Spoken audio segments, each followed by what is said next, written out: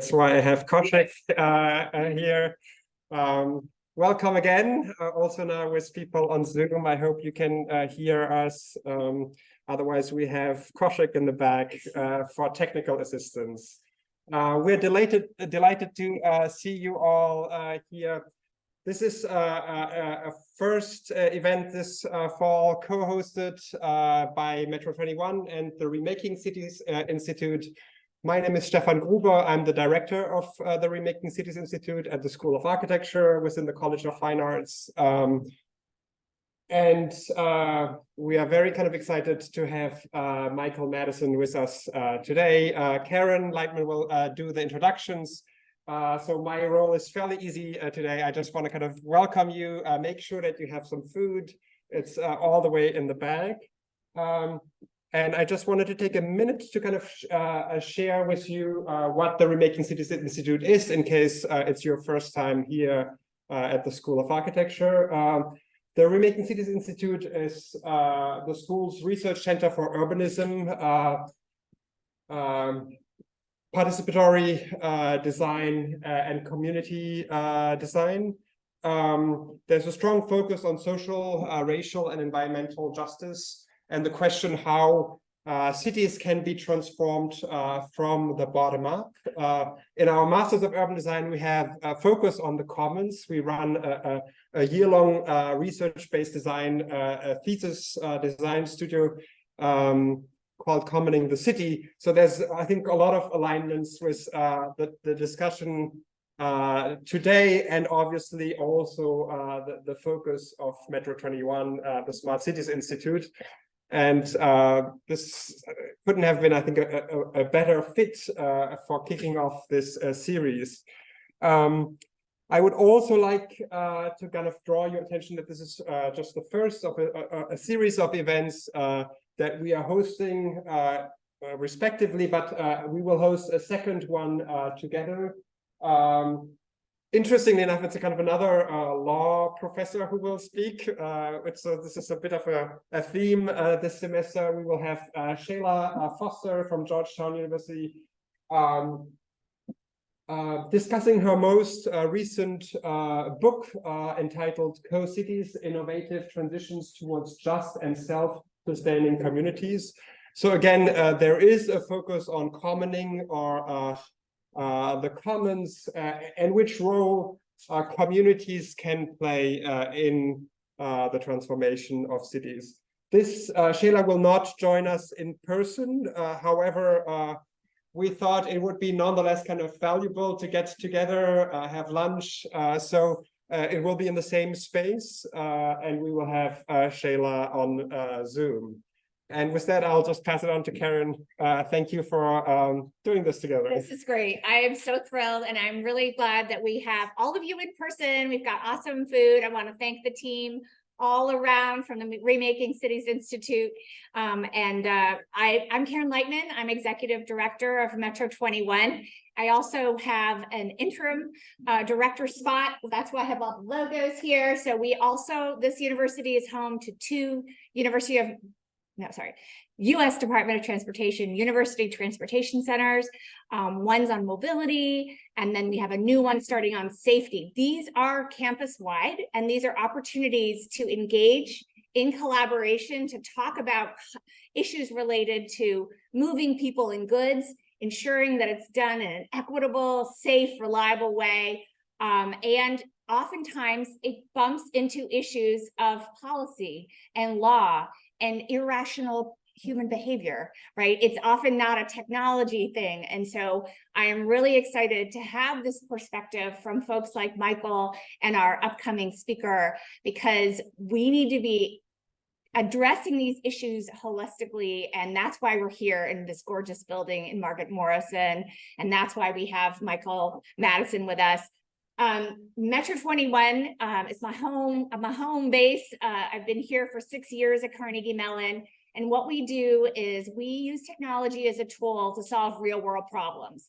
It's not with technology in search of a solution, which is sometimes the case, but it's more of, we have a problem, community identifies, community needs in the lead. So we have been tasked by the federal government, by foundations to address these holistically and inclusively, and partnering with Remaking Cities is the perfect example for that. I am also thrilled. This is our inaugural academic year kickoff. Michael Madison is a friend and compatriot. We met literally the last public event I did before the pandemic hit in March of 2020. It was like March 6th of 2020. Okay, so can you remember where you were at? In that time, Michael has been incredibly productive. If you go to his own website, it's michaelmadison.net. Okay, and I found during the pandemic, his project was to create a Pittsburgh Intellectual Property Hall of Fame. Totally check it out. As we said, he's a law professor at the University of Pittsburgh. I love it. I study governance. That is what you're about. Why do institutions matter? Why do things go wrong sometimes? And when do they fail us? And what can we learn from it moving forward? He's a prolific writer. I mean, he'll write you a really long email, and he'll also write you amazing books. So he's been an author to a series of books specifically on this issue of the knowledge commons. And from that, he is also the co-leader of the workshop on governing knowledge commons, which I've been a participant and an avid participant and I guess that since your inception, which is probably since what, 2020, 21? The project is actually now 15 years. Oh, okay. So I just learned about it in 2020. So we're going to have I made a 25-minute presentation and then a lot of time for Q&A. So I'm thrilled that you're here with us in person. And online, thank you. And with that, let's give our speaker a warm welcome. Thank you. So thank you so much to Karen and to Metro21 and the Remaking Cities Institute and everybody for being here. This is spectacular. This is going to go by relatively quickly so that we preserve lots of time for Q&A. So 3 big overview points to get us started. One, I'm going to give you a very quick introduction and overview of knowledge commons or governing knowledge commons, what we in our research field have come to call GKC. So I'll give you a quick explanation and overview of what that means and why it's interesting and useful and fun. Shayla Foster, who you mentioned coming later in October, she's a colleague of ours in our world, and we are colleagues of hers in her world, so we are friends as well as colleagues. So the big takeaway today for you all, regardless of what your intellectual home or your academic home or your institutional home, the big takeaway, I hope, is knowledge commons is a really important and worthwhile and potentially useful thing for you as a practitioner or as a researcher or as a citizen of the community. I'll talk a little bit about cities and urbanism and smart cities, generally speaking, and then close with some observations about a recent paper, part of a recent book that's actually about Pittsburgh itself. This is a very, very quick disclaimer up front. I am not an urbanist. I am a copyright lawyer. Right. So actually, I come to conversations about knowledge commons and knowledge sharing and governance of knowledge systems from the perspective of somebody who started off my career both as a practicing lawyer first and then as a researcher down the street at Pitt, where I've been now for 25 years, thinking about music and thinking about film and thinking about computer software and dance and poetry and literature and all the things that copyright law covers. So it's been kind of an intellectual journey for me to step back from law. I'm not going to bore you with legal details today, and step into broader questions of how governance institutions work. So this is a quick introduction to Governing Knowledge Commons, or GKC. It is a research framework. It is not a set of policy prescriptions. This is a method that we developed, I and 2 colleagues on the first slide, Brett Frischman, who is a law professor at Villanova University, and Kathy Strandberg, who is a law professor at NYU. So we literally started this journey in 2005, 2006. Building a research framework, we were motivated by looking at things like Wikipedia, for example, open source software and other emerging online knowledge generating communities to say, how do these work?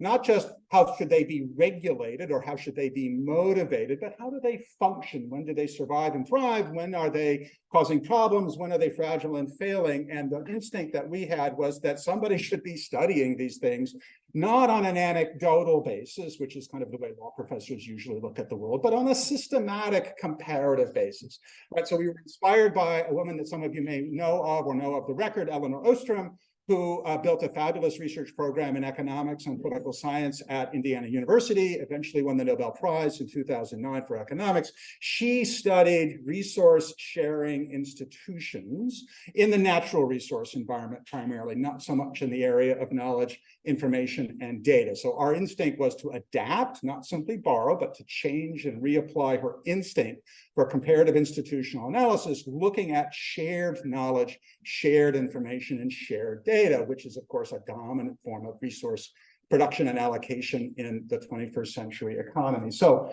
we have the workshop on governing knowledge commons, which is simply an informal collaboration of myself, Brett, Kathy, and a fourth lead collaborator, Madeline St. Filippo, who is a junior brilliant information science scholar at University of Illinois. So we're kind of the four, technically we're the four PIs, but we're also kind of the four ringleaders and organizers of this. So we have an online website, knowledge-commons.net, which has all of the links to all of our publications and much more detail about how this all works. This is simply a graphical representation that we put together in our first paper back in 2009, 2010, of how one should go about looking at a case study of knowledge commons governance, and then decomposing it into its key parts and seeing how those parts interoperate. You need to figure out what the resource is. There is some shared data, information, or knowledge resource, not knowledge as an overall thing, but knowledge in context. There is some community or population of people who are interacting with themselves relative to that resource. So in Wikipedia terms, think of Wikipedians relative to the creation and curation of the content of Wikipedia and all that that entails. Then there are the formal rules and informal rules that they guide themselves by, right? It's a self-determined system that has specific interplay with law. So unlike Ostrom, who was on the whole quite hostile to looking at the role of formal positive legal regulation in resource governance, we're quite accepting and understanding that law has key roles to play in these systems, defining resources. What is a copyrighted computer program? What is a copyrighted novel, for example? What is a patent? What is a relevant invention if you're going to be creating a patent pool, for example? And then playing that system forward over time. Like, how do the people interact with the rules, interact with the resources to produce good things, to produce bad things? So we have to figure out how to measure and evaluate these things. Often what it turns out to be is a community building exercise, right? The product, i.e. Wikipedia, is in some respects less significant than the fact that we have a community of Wikipedians or an open source software development community, for example, or something else. All right, so let me get that to go. The arrows. I'm trying to use the arrows. Nope. Oh, We've it's got because this- it's stuck oh, in okay. Zoom. Yeah. Minimize There. that. Okay. Ah, there we go. right. So just a very quick overview. So over the last 15 years, we have produced 4 books plus one, about to get to with the city's context. These are edited collections of case studies. Starting in 2014 up to 2021, what you see is we've been able to recruit colleagues, junior scholars and senior scholars from a variety of academic environments, law, history, political science, economics, information science, and so forth, increasingly internationalized. So it's not just US centric at this point. We are now in the process of having our work embedded in PhD, doctoral dissertations, some in different departments around North America, Europe, Asia, Scandinavia, Middle East. It's kind of very interesting to see your work sort of populating intellectual pipelines, which is very much part of our ambition.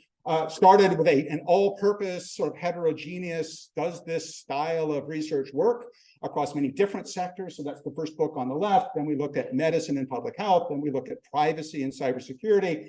Then we looked at actually market capitalism, which is not necessarily a place that you would intuitively look to see the importance of shared knowledge, data, and information. But it turns out that at the infrastructural level of markets and companies, knowledge sharing is quite important. And so that book, which was produced by 2 European scholars, focused on that.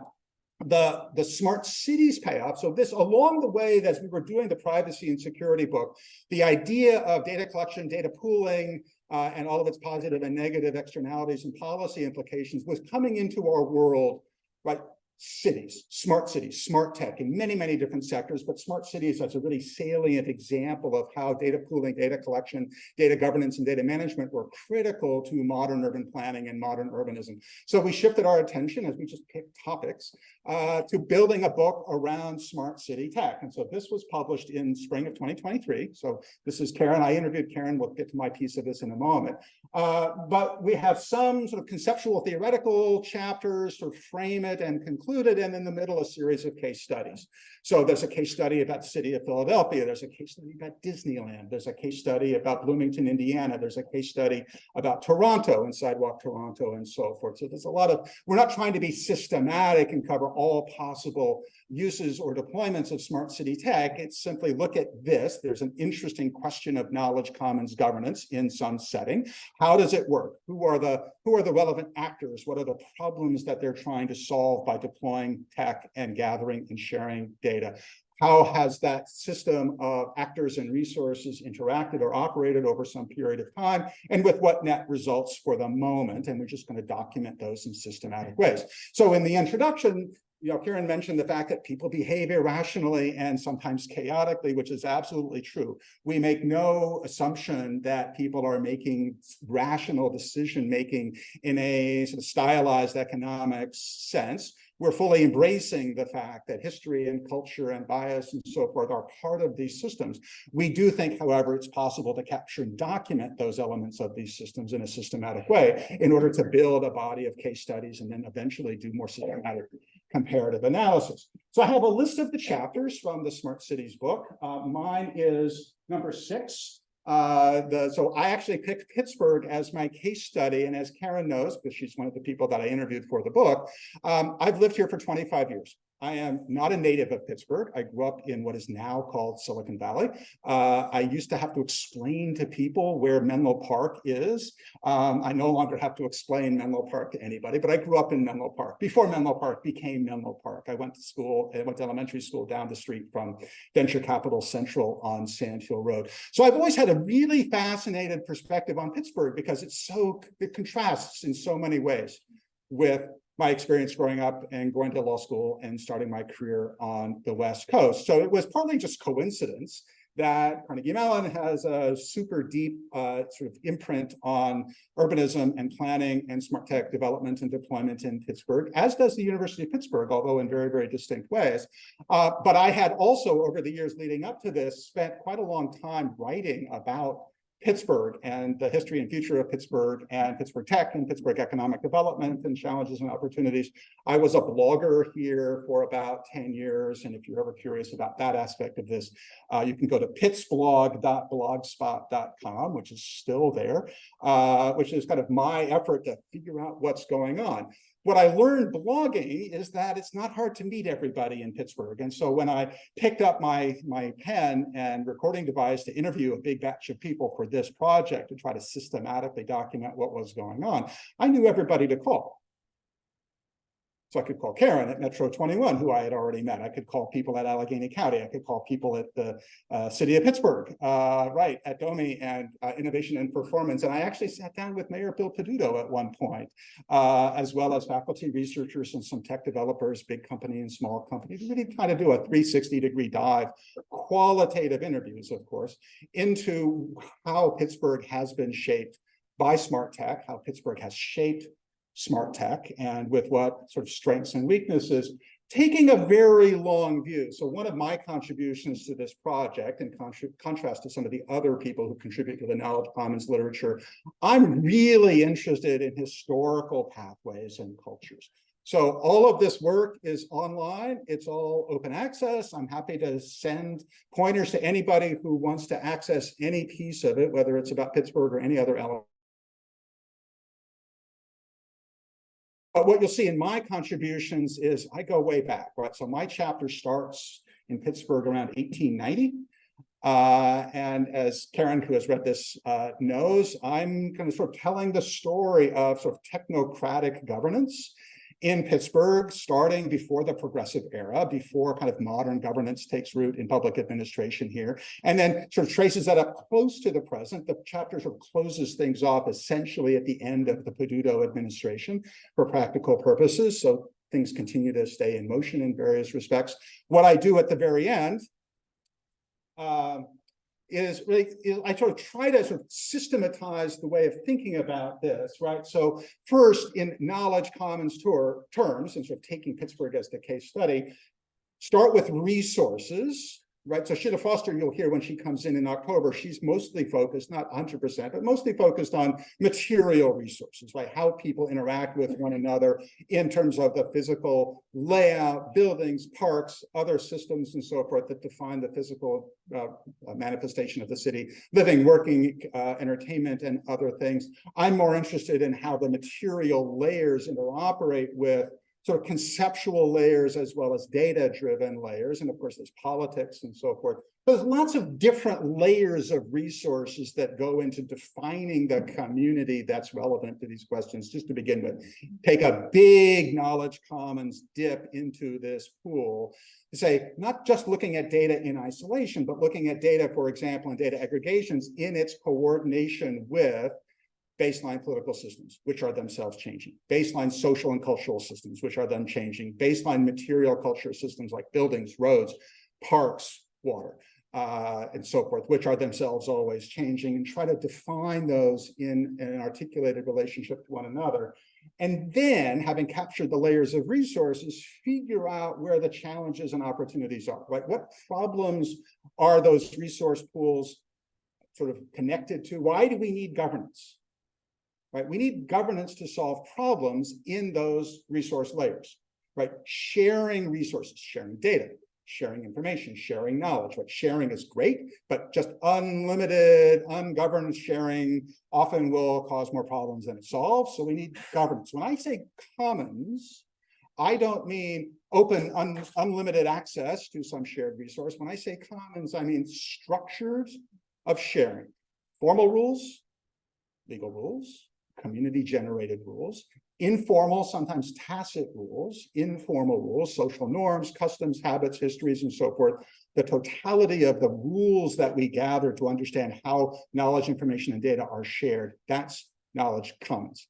That's governance. So what I'm trying to do with this text summary and then a picture that I'm not really good at drawing things is to try to say that a city, and a smart city, is not just about the tech, and it's not just about the data. It's about governing the tech and governing the data, where we're sharing information in the context of multiple layers that are interacting simultaneously. So I prioritize the knowledge, information, and data layer, but I'm very conscious of the fact that there are histories associated with these things that predate modern tech, that there are histories associated with these things that are embedded in architecture, that are embedded in roads, and how, for example, having grown up near San Francisco, like Pittsburgh, if you've been, you know, it's a very hilly place.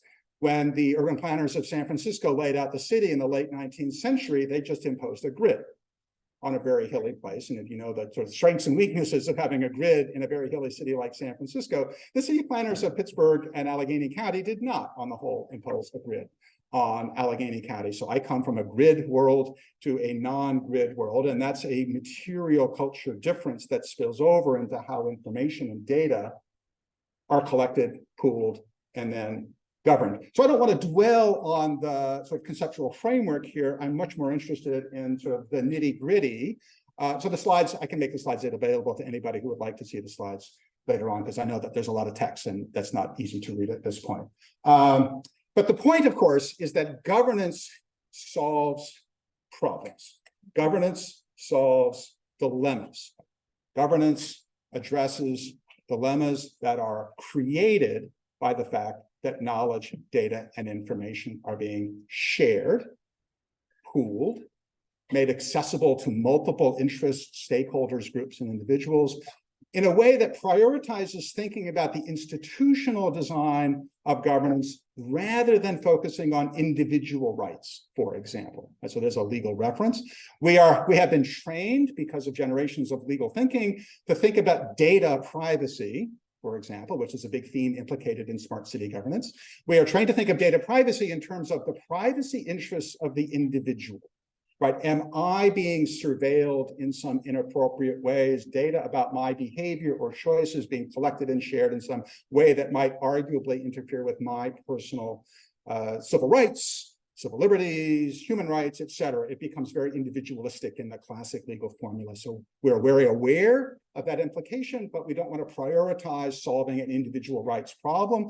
We want to understand the institutions of governance, how the communities govern themselves, if it's being done well. Sometimes communities govern themselves through elected representatives or other formal legal systems. Sometimes communities govern themselves in a much more organic, bottom-up, the neighborhood or the congregation or the soccer league or whatever it might be, something that we're all familiar with in terms of our day-to-day experience and families and other things, but we don't often think about in terms of systematizing that perspective at an institutional level. So that's what this slide is all about.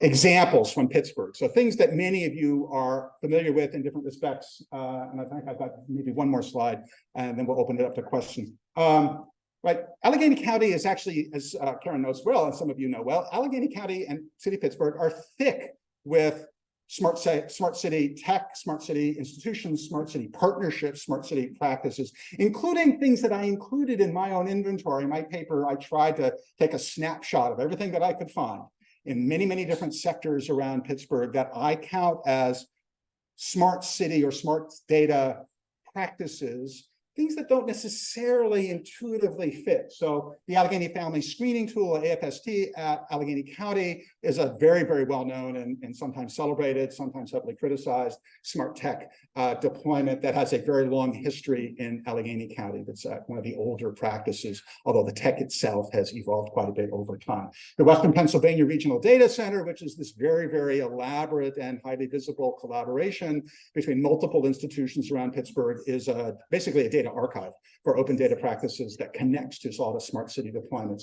CMU, of course, has been very active in spinning out smart city tech and smart city companies. So this changes, as you all know, very quickly sometimes. So I just captured on this slide some of the traffic related ones. Sort of the SureTrack system, which I have learned since I finished the paper. There's been some merger activity and some acquisition activity related to that technology. I was very intrigued to learn more about the Green Building Alliance, the GBA, which I think is sometimes not necessarily classified in terms of the sort of standard portfolio of smart tech initiatives, but it happens to be the case that the executive director of the GBA is my former secretary at our law school. She started her career as a junior person fresh out of college, and she's migrated upward and had a spectacular career at the sort of the pivot point between city planning, permitting, design build, and data collection, right? So smart buildings, of course, are all about smart data collection. And so it's really fascinating to talk with her about what the GBA is doing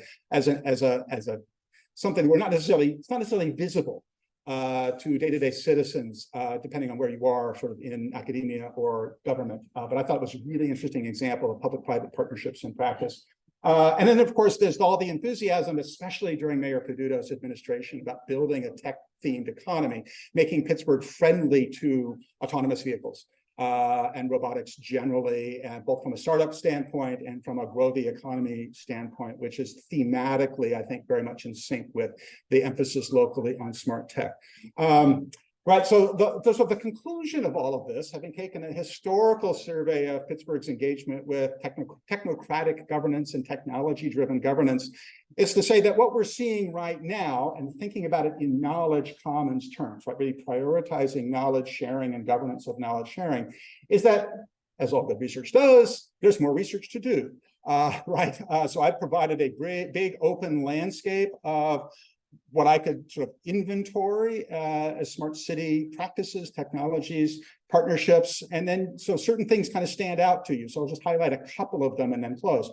One, the historical culture of Pittsburgh governance, meaning elite-driven governance, CEO-driven governance, big company emphasis governance is very present in Pittsburgh today, even though the actual surface shape of the Pittsburgh economy has changed, as we all know, dramatically, right? U.S. Steel and the steel-related industries here are no longer as prominent by any measure as they once were. But steel, as we say, gave us an elite, only C-suite people in the room kind of culture of decision-making, which persists, right? Two, sort of technocentrism, or as one of my colleagues criticizing this paper productively said, techno-futurism, right? Pittsburgh has for a very long time been kind of in love with the idea that we could scientifically derive best practices and deploy technology to solve social problems, right? So it's a very long ideological commitment that, again, doesn't always percolate on the surface, but it's very present when you actually talk to decision makers across the entire region. Third, and this is the last thing, again, not really surprising, but again, distinctive in Pittsburgh, is that the fact that so many city practices are built on private sector partnerships, either large scale, IBM, Cisco, Dell, Google, or smaller scale kind of startup kind of invest things, means that there's a fragility to it and a lack of transparency to it that's very striking. Give you one very quick illustration of that. That didn't make it into the paper, but I'm happy to talk about it here. A few years ago, City of Pittsburgh migrated, this will be interesting for you. City of Pittsburgh, he works for the city. City of Pittsburgh migrated data storage from City of Pittsburgh managed servers and storage to Google, the Google Cloud. Because it's a public contract, it's Sunshine Act and principles and so forth, these are all transparent things. So I can track down the actual contracts by which the city engaged Google and transitioned all the data to Google, so I could read the whole thing. And what I was interested in when I read the whole thing was, where are the privacy assurances? Where are the privacy guarantees? How do we make sure that not only the data is secure and managed effectively for the right price, but all of the relevant privacy interests are taken care of? And I can tell you this, because I'm not the only person to come to this conclusion, in the actual documented contracts, not present at all. So far as I can tell, there is nothing in City of Pittsburgh taking all of your collective data, all the different things that City of Pittsburgh collects about you, shares about you, pools and manages the city with. You think that your privacy interests matter, but it's not in any of the documents.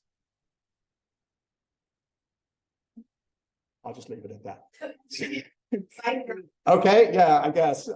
Anyway, so as you can tell, I have a lot of passion for the subject. I have a lot of passion to think about City of Pittsburgh, which I've been fascinated with for a long time in terms of this knowledge commons perspective. And I hope that I've intrigued you enough about thinking about policy questions and other related questions, tech design questions in terms of knowledge commons kind of perspectives to generate some interesting questions and conversation. So thank you.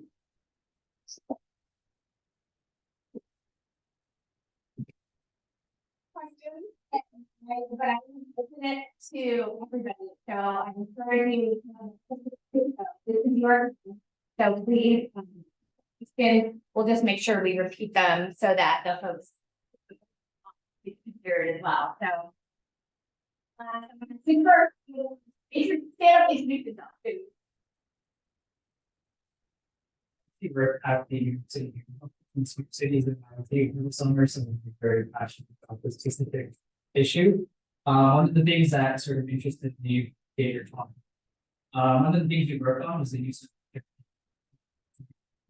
So that was my question is, how does a framework like this when it comes to, like, for the city, we decided it's not really investment to, but how does that kind of sort of can be used by the city? Well, I mean, the question has to do with generative AI and sort of knowledge sharing and data sharing, not just within a city, but also across cities.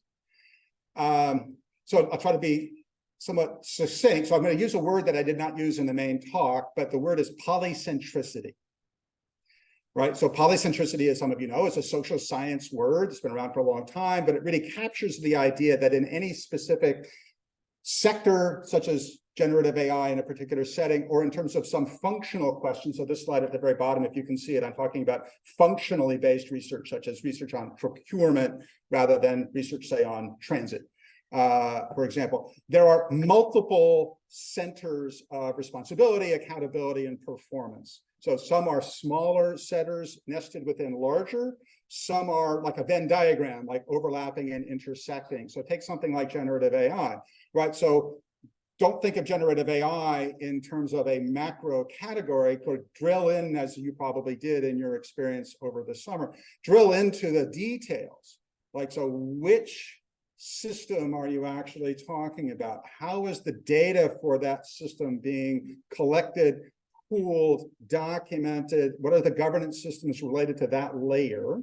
Right. Then, of course, that data pool may have multiple applications in different sectors. So you might have multiple management teams or operational teams associated with the different applications of generative AI. And then think, as you just did in your question, what about New York City relative to Philadelphia or Boston or Washington, D.C. or Chicago, where either at the data layer or more likely at some higher level in the operational stack, you're sharing management expertise, lessons learned, experience with vendors, right? So procurement, as we're all learning, is a big piece of this puzzle, right? Effective procurement to bake equitable questions in, justice-related questions in, accountability and transparency questions. And it's hard for New York City, even at New York City scale, to get Dell or Google or Cisco to listen. So what if Chicago and New York and DC pooled their procurement power, right? Taking some of the lessons of the generative AI experience in different sectors and say, okay, Google, or okay, Cisco or Dell or IBM,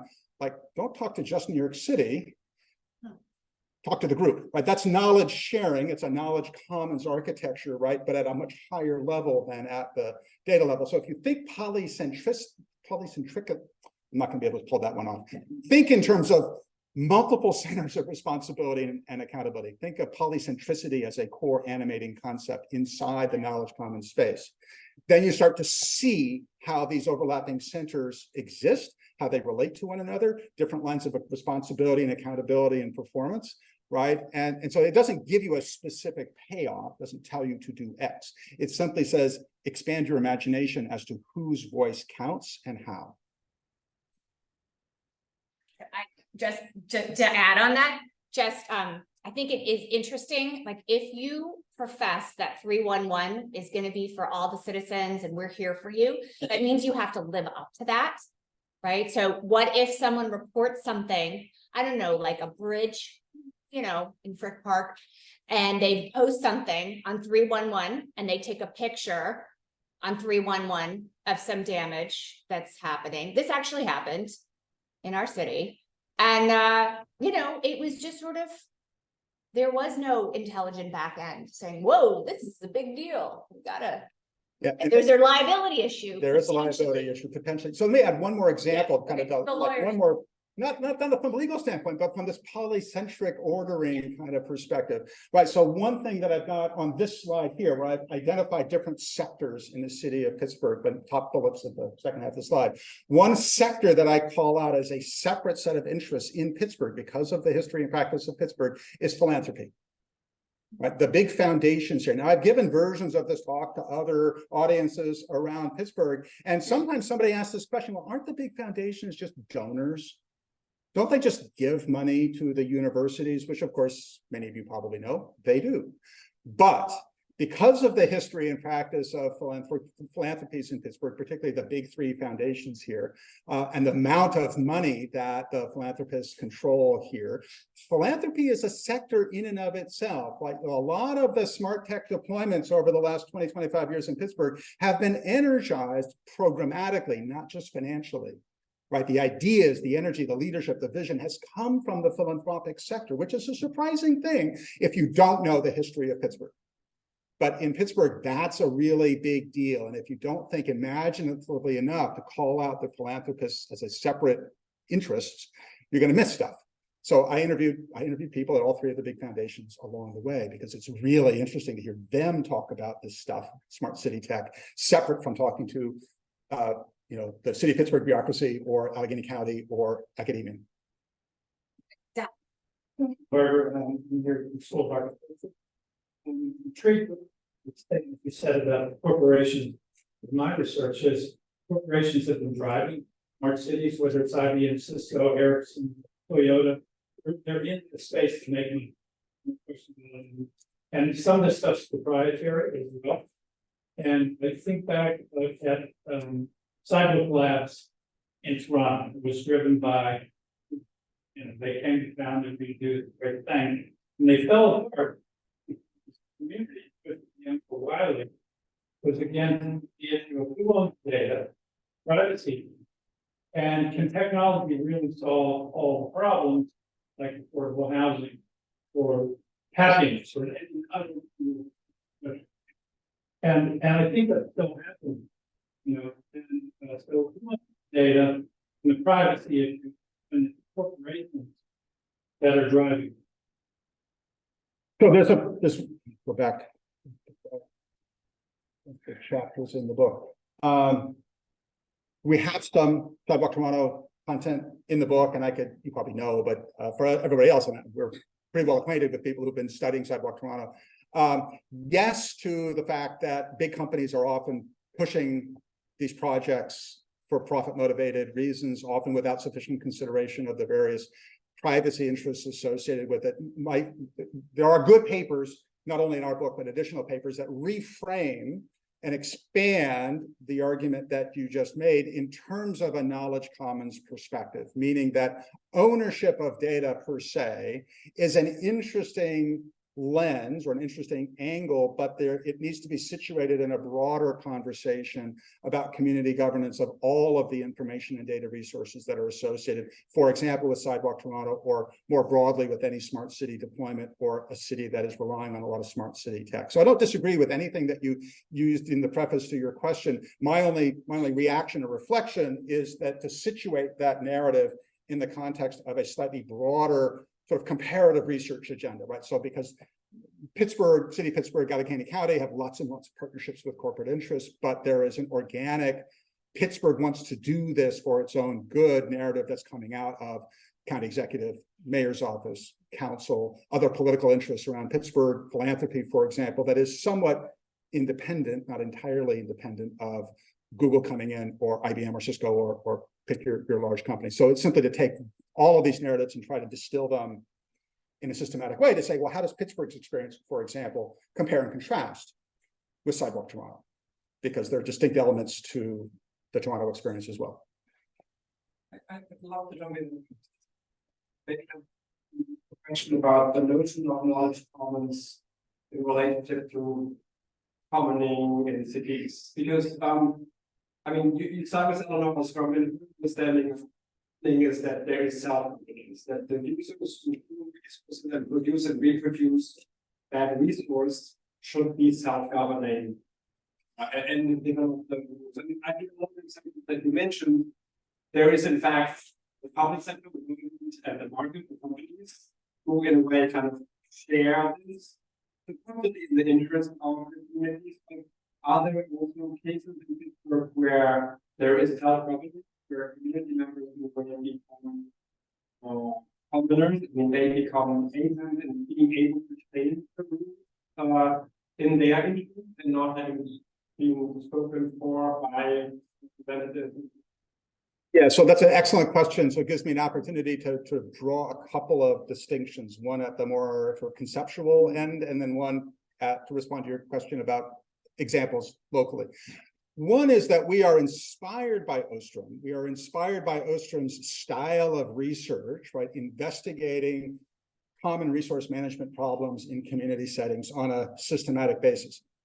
As Ostrom's work has migrated around the world in different research traditions and in different practical applications, what you see is in some spaces, an adaptation of Ostrom's work, which has a kind of political valence to it. So the word commoning, right? Self-determined communities that are, the members are actively invested in making rules for themselves and managing their rules in an autonomous or semi-autonomous way. We are not committed to that vision or version of commons governance.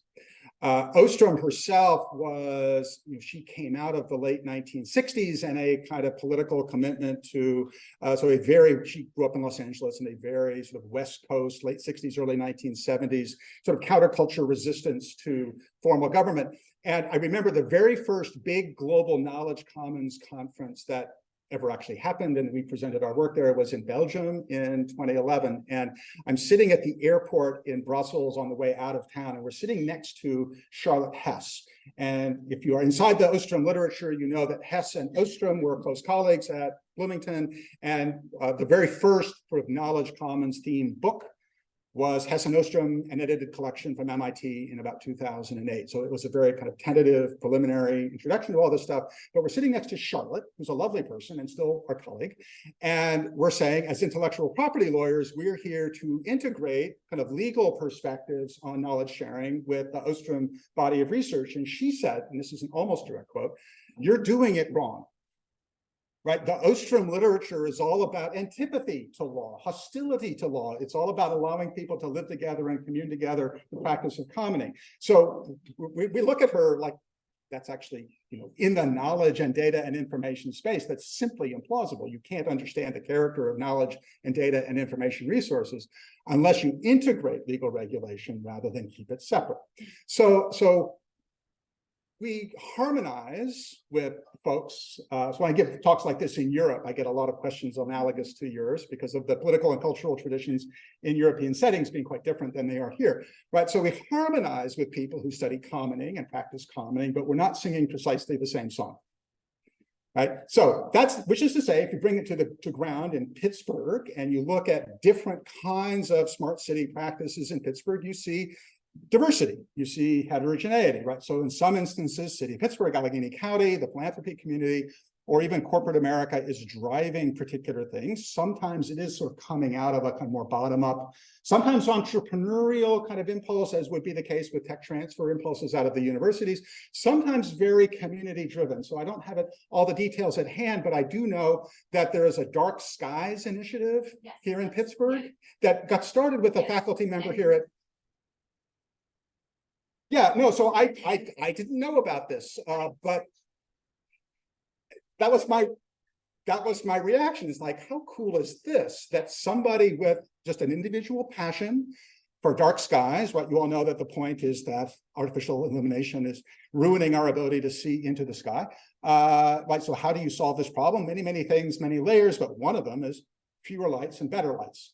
And this started as like an individual passion project, the way good community organizing does, volunteers. You start going to the appropriate neighborhood meetings and city council meetings and rallying allies and building a community of people. And eventually it matures to the point that it's formalized. It makes changes to City of Pittsburgh public policy. And you start looking at street lighting systems around Pittsburgh. I live in the South Hills. I live in Mount Lebanon. And so what you end up doing is you see the spillover effects. Right, Mount Lebanon just replaced all of the streetlights in uptown Mount Lebanon along Washington Road. I don't think that's directly related to what Diane did with the Dark Skies Initiative. But what you see, polycentric governance, is spillover effects of how these different layers of knowledge and information are being shared. So that, to me, is closer to your example of governance from the bottom up, not motivated by a kind of a corporate agenda or an explicit political or philanthropic agenda, but it's sort of part of the overall matrix here.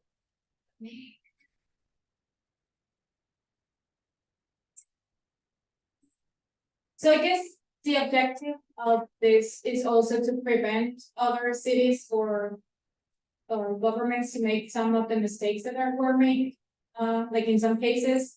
But at what point, stuff like where the research is done one city or with one case study, and then begin to analyze like the whole cities. So that's a really excellent question. Like, how do you know when you know something that's worth acting?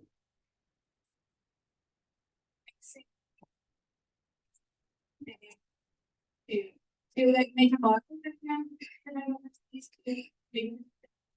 I would love to meet a researcher or a research group or a research team that wants to start to take our case study built work, which is entirely qualitative, right? It's built on a framework that instructs people how to ask questions in a systematic way, but does not generate quantitative data. It is not organized around a model. If you would like to build a model, let's talk, because that's absolutely where this needs to go, right? We need models derived from experience and data to guide actual public administration, to guide funding decisions, to guide procurement decisions, to guide assessment, technology assessment decisions at the back end, to think about them at small scales and at large scales, to think about them within communities and cities, to think about trans-urban environments. Obviously, you all know there's an enormous amount of work that's been done in Seoul, in Singapore, in different cities around Europe. And we have colleagues in Europe who are studying some of these things, but how to integrate those, taking account of different cultural histories, political histories, different governance systems, is something that we can see in our research direction, but we need allies. Yeah, it does.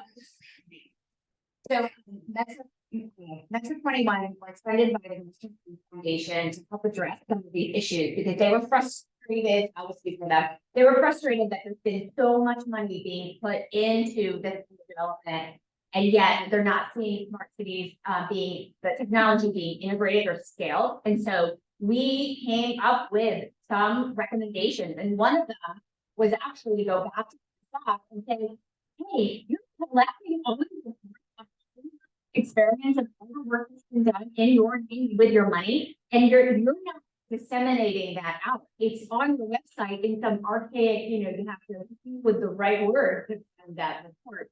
And so we asked that we have incited them to do that work. I mean, there's AI. That would be some way of using that. And the information is there.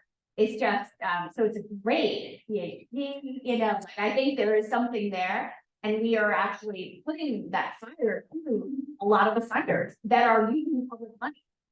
That it is quote unquote available. We just. So this is the practice of building a knowledge commons on knowledge commons, right? Again, polycentric governance on top of the research, which is absolutely critical. And it's also an example of someone who funds. So that's the other challenge is someone needs to care and someone needs to fund it because that requires funding. All right, yes. Regarding like follow-up questions, do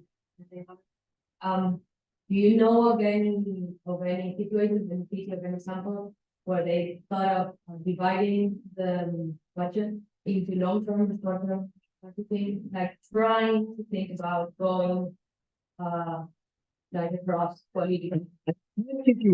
City, because I just don't know the terrain, but one very interesting application of sort of smart city thinking and smart tech thinking is higher education, right? Universities, right? So every university, like every large institution that's very diverse and eclectic, like Carnegie Mellon or my university, Pitt, like large diverse population of people, as much data as the university can collect in partnership with, in Pitt's case, Microsoft, as they can to like manage finance, manage HR, manage admissions, manage capital budgets, manage resources. Is increasingly, we are all in a smart city environment in our worlds in universities. University of Pittsburgh, as some of you know, just hired a brand new chancellor, right? So our previous chancellor, Pat Gallagher, thank you very much, Pat. Off you go back to the faculty. There's a new chancellor in town as of July, a woman named Joan Gable, who I've never met. I don't know her, but here's one thing I do know, and it's directly responsive to your question. She is coming in with a leadership team and a leadership style that she is importing from the University of Minnesota, where she was president previously, that says instead of a single chief of staff, she's going to have an operations chief, and she's going to have a strategy chief, which in some sense might translate into near-term operations and long-term vision. Yeah, and I guess the challenge is you'll see that someone's running for office. I have my point left. I have all these visions. And then they try to instigate some of that, and then they have to run for office again. So that's the challenge of the system that we have. That being said, then there are institutions that are looking to do that. Allegheny County is actually in the process of doing type of visioning, of looking forward 25 years. It's part of the Department of Mobility and Infrastructure that did a 50-year visioning with the idea that Okay, and so I am not thinking about I in my life. I am thinking futuristic. Kids, my grandkids, what is the future for them? I want gondolas everywhere. That's what I want. But so there are those visionaries. The challenges of our political system is really strong. So yeah, and I see my friends from the city for not here. Yeah.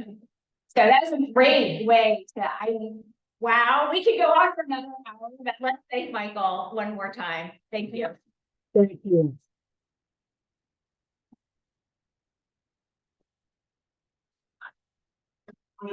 One thing, company, I was reported the other week, probably set up in Madison, but all the way in the back, we have people with books, on the activities that are in our, the library. So, and bingo, maybe grab some more food and people and everyone, so that's table. Right. And then And we'll see you over 24. Okay. Great. Thank you, everybody. Thank you so much, Paula. And you know, hopefully I would love to stay connected to you all. And you know, you're talking about commenting, I have a whole paper about the different semantics of homonyms and homonyms. I think it would be important also for our students who are